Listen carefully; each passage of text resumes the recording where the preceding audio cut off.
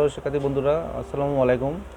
আমি মোহাম্মদ নাজমুল বুলবুল অ্যাপেল লাইব্রেরির পক্ষ থেকে আপনাদের জানাই আন্তরিক শুভেচ্ছা ও অভিনন্দন। আজকে আপনাদের থাকবে প্র্যাকটিক্যালের উপরে তৃতীয় ক্লাস। তো প্র্যাকটিক্যালের সম্বন্ধে মিটারের মাপ এবং মাদারবোর্ডে কীভাবে মাপতে হবে, কোথায় ভোল্টেজ, সে বিষয়ে আমরা আলোকপাত করব। তাহলে আমরা এখন মিটারের সিস্টেমটা বুঝতে হবে, কীভাবে কাজ করে।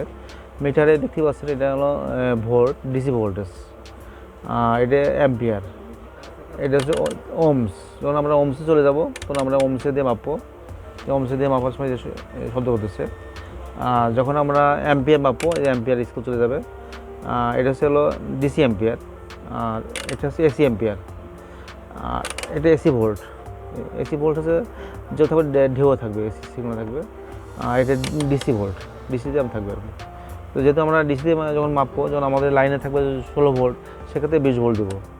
যদি আমাদের লাইনে থাকে 20-এর উপরে, সেক্ষেত্রে আমরা 200 দেবো। মনে করেন এখানে আমাদের মাপা দরকার হচ্ছে আনুমানিক 40 ভোল্ট, সেক্ষেত্রে আমি 20-এ দিলে মিটার ক্ষতি হওয়ার সম্ভাবনা থাকে, সেক্ষেত্রে আমি 200 দিয়ে মাপবো আর কি। আর 2-এর নিচে যখন যাবো তো দিয়ে দেবো আর কি। 2-এর নিচে যেমন ব্যাটারি, ছোটো ছোটো ব্যাটারি আছে, পেন্সিল ব্যাটারি আছে, এই যে ভোল্টেজ 1.5, মানে এটা গাড়ি লেখা আছে 1.5 দেখাচ্ছে আর কি। সেক্ষেত্রে এখানে দিলেও হবে, তো মানে সেটা মানে ওইভাবে দেখাবে না, মানে ভেঙে দেখা হবে না, এখন দেখাবে 1.5 দেখাবে, এই যে 1.5 এখান থেকে পুরো দেখা যায় আর কি। তো এখন আমরা ওমসে দেখিয়ে মাপো মিটারে, এই ওমসে। যদি এটাকে আমি ভোল্ট দিয়ে দেখাইছি, এখন ওমসে চলে গেলাম। ওমসে দিয়ে মাপা নিয়ম হচ্ছে যে এটা নেগেটিভ প্রড, এটা পজিটিভ প্রড। তো প্রথম নেগেটিভ প্রড আমরা এইভাবে ধরবো বডিতে, ধরার পরে আমরা প্রত্যেক কয়েলে ধরবো এইভাবে। কয়েলে ধরছি এখানে শর্ট নাই। তারপরে ধরবো এই পাশে একটা স্টেপ ডাউন সাপ্লাই, এখানে যে কটা থাকবে সে কটা সাপ্লাই, 1 2 3 4 5 6 7 8 9 10 11, দুটো মিলে একটা, তখন মানে 11 হলে 10টা সাপ্লাই আছে। প্রসেসরে দুটো মিলে একটা হয় আর কি, অ্যাম্পিয়ার শক্তি হওয়ার জন্য আর কি।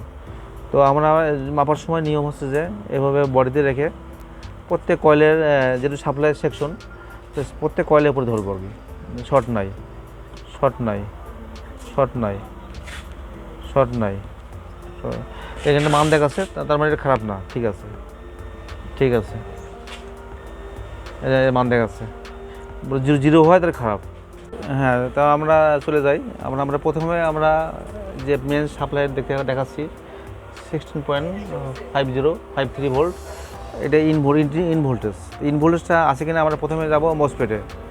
এই যে দেখতে পাচ্ছেন বন্ধুরা, এই যে মসফেটের প্রথম এখানে লাইন আসবে, এই যে লাইন দেখতে পাচ্ছেন, এই যে 16.56 ভোল্ট, এটা যে ভি ইন বলা হয়, ভি ইন ভোল্টেজ। তো আমরা ভোল্টেজটা দেখাইছি।